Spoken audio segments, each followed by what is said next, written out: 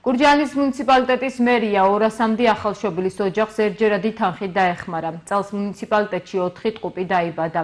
თითოეულ ოჯახს 1000-დან 1400 ლარამდე თანხა გადაეცათ. წელს სოციალური სამსახურის ახალშობილთა დახმარების პროგრამის ბიუჯეტი გაიზარდა. ოჯახები, რომელთაც პირველი და მეორე შვილი ეყოლებათ 300 ლარის ნაცვლად 500, ხოლო მეორე და შემდგომ შვილზე 500-ის ნაცვლად 700 ლარს იღებენ. თანხა ტყუპებზე ორმაგდება.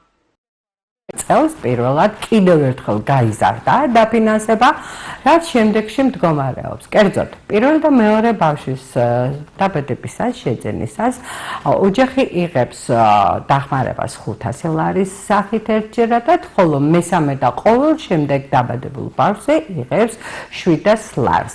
აქ ძალიან მნიშვნელოვანია აღნიშნოთ, რომ იმ შემთხვევაში, როდესაც ოჯახს შეძენება ტყუპის შესაბამისად გაორმაგდება მას აღნიშნული თანხა.